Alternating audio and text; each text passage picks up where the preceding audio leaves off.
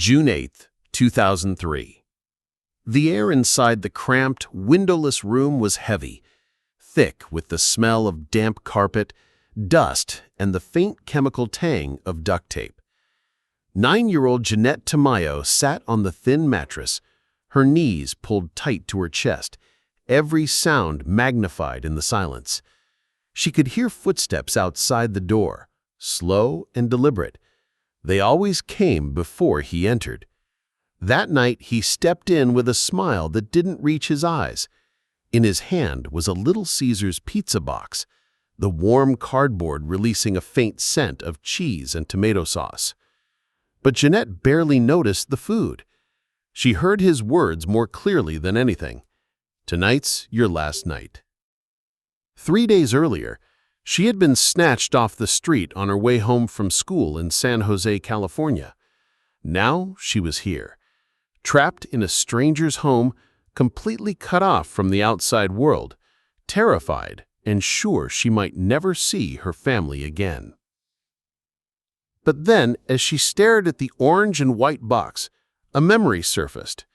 Sitting on the couch with her brother, watching CSI, seeing how detectives solved cases with the smallest of clues, she realized something. Maybe she could be her own detective. Maybe this pizza wasn't her last meal. Maybe it was her chance.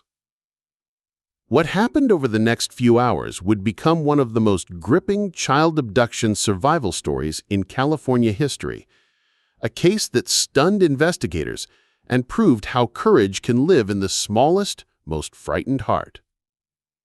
Before we begin this powerful story of bravery, survival, and a 9-year-old girl's fight against a predator, make sure you subscribe, share, and like this video, and let us know in the comments what crime story you'd like us to get into next.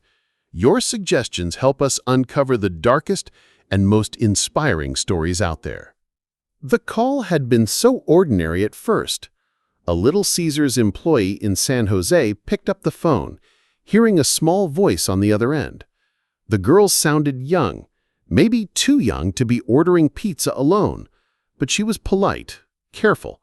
She gave an address, one that didn't seem out of place.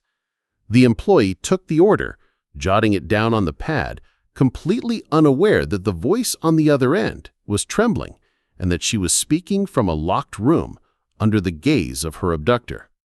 That little girl was Jeannette Tamayo. It was a sunny afternoon on June 5th when Jeannette started her walk home from school. She lived in a tight-knit neighborhood in East San Jose, where parents waved to one another and kids knew which streets were safe. She was just 3 blocks from home when a man in a car pulled up alongside her. Witnesses later recalled seeing a struggle, the man forcing Jeannette into his car. The vehicle sped away before anyone could even process what was happening. By the time her mother realized Jeannette hadn't made it home, panic had already set in. She called the police, and within hours, San Jose PD had activated every available unit, fanning out across the area. The Amber Alert went out. Jeannette's photo splashed across local TV, her small face framed by dark hair and a shy smile. Volunteers combed streets, canals, and empty lots, but no one could find her. The man who took her was David Montiel Cruz, a 43-year-old with a history of violence. For 3 days, he kept her locked in a small, airless room in his house, hidden from the world. Jeannette barely slept.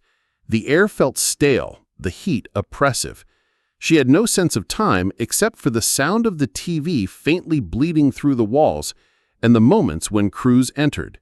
He would bring food, sometimes talk to her, sometimes say nothing at all. But there was always that look, something predatory, something dangerous. On the 3rd day, his tone shifted. He told her that tonight was it. He'd get rid of her, and no one would ever find her. It was the kind of threat that freezes the blood. For a child, it should have been paralyzing, but for Jeannette, it sparked something. She remembered how in CSI, the smallest overlooked detail could lead police to a suspect. Maybe she could get something into the outside world. They could trace it. When he asked if she wanted pizza, she nodded. Too eagerly, maybe, but he didn't notice. She heard him place the order. When the pizza arrived, Cruz took it from the delivery driver and carried it into the room. He set the box on the floor beside her. She took a slice, pretending to eat, but her mind was racing. She touched the box deliberately, smudging it with her fingers. Maybe her prints could help. She looked for any way to mark it, leave something. Even the way she handled the crusts, she thought about making them distinctive. She also listened intently, memorizing the delivery company's name, the look of the box, any small detail she could later describe if she made it out alive. Meanwhile, investigators were hitting dead ends. They had tips from across the Bay Area, many useless, some pointing to possible suspects, but none concrete. But when a tip came in about Cruz, along with the address linked to the pizza delivery, it was the break they needed. Little Caesars staff later told police about the strange order, the girl's voice, the odd atmosphere when they delivered. It was enough for detectives to move fast. The raid came just in time. Officers swarmed the small house in East San Jose, battering through the door. Cruz tried to run, but was quickly restrained.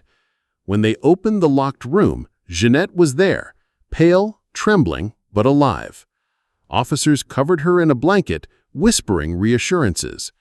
She clung to one of them, her small frame shaking. In that moment, the chaos of flashing lights and shouting voices faded into the relief of survival. Cruz was arrested and charged with kidnapping and sexual assault. He was later convicted and sentenced to life in prison. Jeannette's bravery, her ability to think clearly under unimaginable pressure, became a central part of the case. Detectives said her actions with the pizza box and her presence of mind helped them narrow their search and act quickly. For Jeannette, the road to recovery was long. She struggled with nightmares, anxiety, and the shadow of what she had endured. But she also became a symbol of resilience, a reminder that even in the darkest moments, hope can survive. Her story is still taught in law enforcement training as an example of how victims can sometimes help investigators in unexpected ways.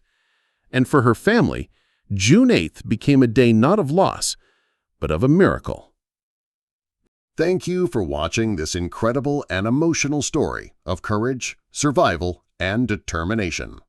Jeannette Tamayo's ordeal shows us that even in the most terrifying situations, bravery can take the smallest of forms: a voice on a phone, a hand on a pizza box, a determination to leave clues. If you're new here, subscribe and join us for more gripping true crime stories. Don't forget to like and share this video, and let us know in the comments what crime story you'd like us to uncover next. Your ideas help us bring you the most compelling cases from around the world. Stay safe, stay aware, and keep watching.